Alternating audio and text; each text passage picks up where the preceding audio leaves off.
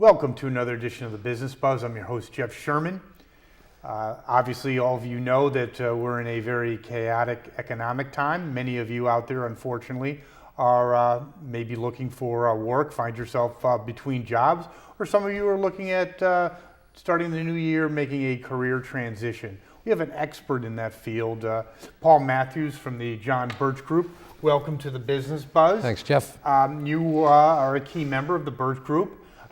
They do a multitude of things. They're involved, obviously, in strategic planning, the educational initiatives, but they're also centered in, what would you say, career coaching and development? Yeah, career coaching, transition, outplacement, where companies are laying off or downsizing, and they help their folks get some support when it comes to getting a new role. Transitioning within the organization, optimizing the talent acquisition, all kinds of things. So, for our viewers out there, someone that is currently in a corporate environment can look towards the Birch Group in terms of improving his or her chances for making that next step on the corporate ladder, or helping them keep their jobs, right? Yeah, a little bit more than improve their chances. I mean, it'll work. It'll work. Oh yeah, yep, yep, guaranteed. And isn't that really a key point in people that are, let's say, looking for jobs or looking to move up that corporate ladder, is the belief that something will work? Isn't that critical?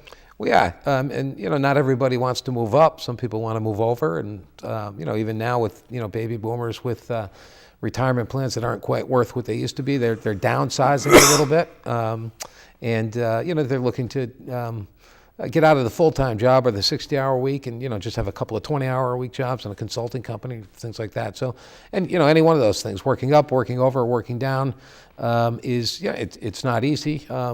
It's stressful. It's time-consuming, but and it works. And it works. Yeah. You mentioned baby boomers. There was an article I read in the Harvard Business Review, excuse me, talking about the title of the article was Retiring Retirement. And it talked about baby boomers. Yeah. Many of them are forced to continue working, but many of them don't want to retire and are looking to transition into a new career or something that they really have a passion for. Do you find that at the Birch Group? Yeah, absolutely.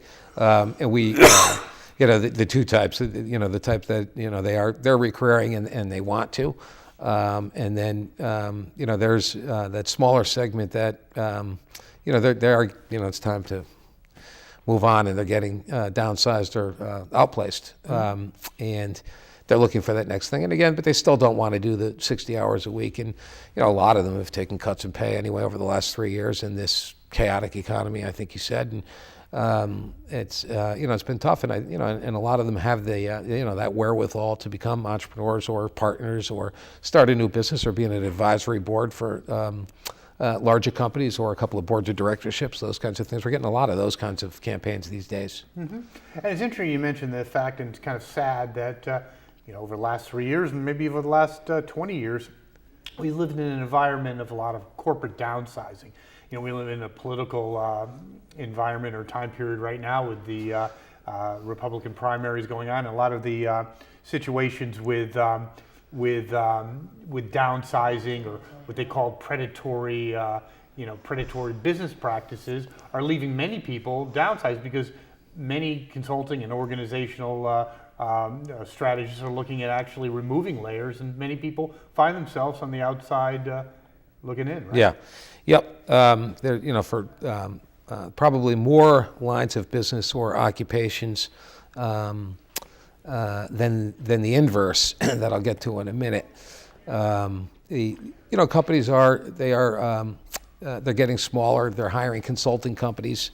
They are doing without whatever it takes, and so but mainly, I mean, they're getting smaller, and then so these people get outplaced. They don't. And so a lot of them are, they're getting together. They are functionally, they're talented, and they all share an expertise. And so if they can meet each other at networking events or what have you, and start partnerships, I mean, that's a lot of talent. So they can work less hours, get paid more, and work as a consulting company instead. And isn't it rather of a shock, to say the least, for someone, let's say, that's in mid-career and always had kind of a, at least perceived, reliable job to find themselves at a certain age out of work. I mean, isn't that really just devastating to one's psyche? Yeah, it could be, emotional sure. state? Well, yeah, it's one of the four biggies that cause stress and illness and death. Yeah, I mean, it's one of the four biggies. I mean, it's time to be careful. It's a time not to stay in your room, not to stay on your computer. Get out of the house, smell the fresh air, run, meet people, network, talk, do what you have to do, and stay healthy. I would certainly agree with that, and I think it's good advice for viewers out there. Now, you were on the show a while ago, and one of the reasons, among others, that you're back because I thought what you have to say is of critical importance. And we're going to talk about the strategy. That was last time, not this time. And, we're going to talk about the critical importance of some of the strategies you and the Birch Group employ for those people seeking employment. But in terms of the emotional state, I thought it was very interesting and heartfelt in terms of you yourself really understand what people go through when they're unemployed, don't you? I do, yeah. Yep, both from the perspective of having done so many campaigns with people at various financial stress levels, various levels of marital issue or non, and a statistical anomaly when it comes to how many clients I've had pass away. It's impossible. It's not related. It's too high of a number. So. It's a tough time, and you have to take it seriously. And then when I was self-employed for a while, and when I was losing my business, I thought that I could empathize with my clients when they were telling me that they were eating cat food and had a foreclosure notice on their mailbox, but I couldn't. I had no idea what they were talking about. I believed when I said I know that they were going through, and I would say that to them. I believed it, but I didn't. I didn't know that you get an electrical shock into your spine every time the phone rings when you're having financial difficulty. But that's what happens. And to me, is in terms of someone that's interviewed you in the past and have some correspondence with, I find that for someone out there that is between jobs, is unemployed, is downsized, I think your mix of really having genuine empathy for their situation, plus having the strategic wherewithal to have them land that next job is really quite an interesting, unique, and great combination, don't you think? Yeah, and before I couldn't at least say, I know what it's like to be broke, I know what it's like to climb out, and I know what it's like to be on the top of the mountain looking down again and wonder how you got there. And now I can. I can actually, I can really say that happened. And that, it's definitely helped me be a better coach. There's no doubt about it. 100% better, actually. And I was really good before. Now you're just accepting. Yeah, amazing. Yep. Great. Again, getting back, because many of our viewers out there are probably in this situation or have been when they had a great run in a corporate environment, and now they find themselves, on the out looking in. The job market has changed, and it's changing exponentially, isn't it? In terms of the strategies that you need to find a job. It's not your daddy's Oldsmobile, is it? No, it changes every day. And right now, at this very minute, there's 40,000 job boards.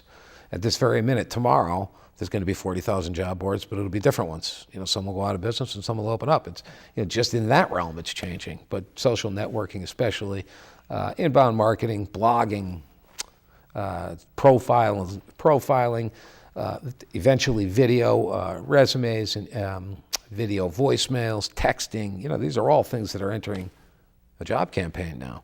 So the old days, let's say 1990, having a resume in hand, pounding the pavement, it's not really going to work now, is it? True. I don't think so. I actually think the resume is a couple of years away from being extinct. My own theory.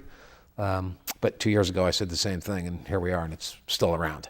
Well, actually, Paul, I think you might be really onto something as someone that's not an expert in that field. It seems like kind of a resume. I am too an expert in. Oh, you. It seems like a resume is kind of a little archaic at this point. It's also very much rooted in the past, isn't it?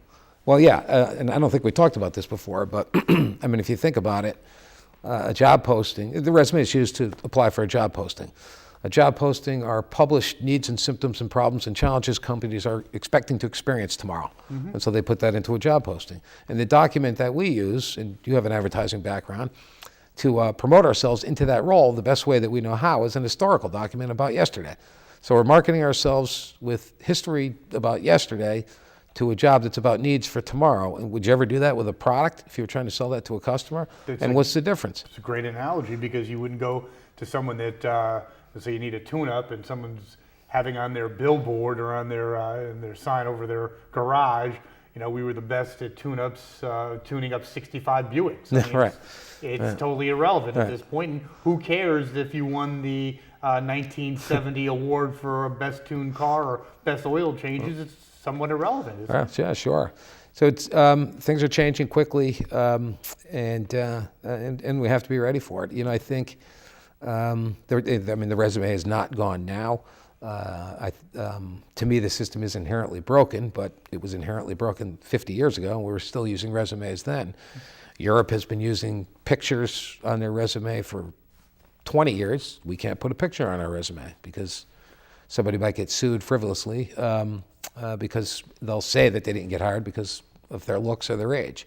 So we in Connecticut and in the United States, we can't put our pictures on our resume, but our pictures are on LinkedIn profiles, and our pictures are on bios, and our pictures are on our last company website. And these blue law, fair labor laws, they've got to change quickly so that we can start marketing ourselves and digging out. The better the better the law and regulatory agencies allow us to market ourselves without having to worry about things, then the better we are at communicating our strengths and our skills and our qualities and our characteristics and the impact and results that we have when we go to work.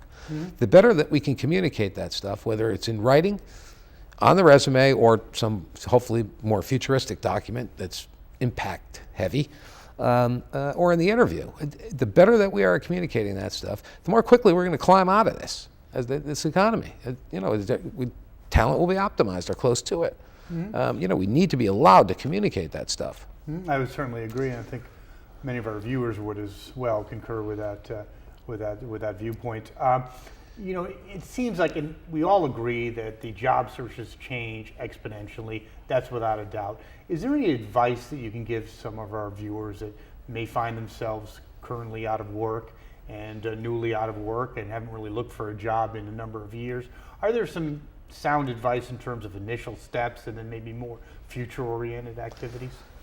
That's a tough question. I'm tempted to say, call Paul at the Birch Group at 860, but I think we save that for the end. We'll say that to the end. Yeah.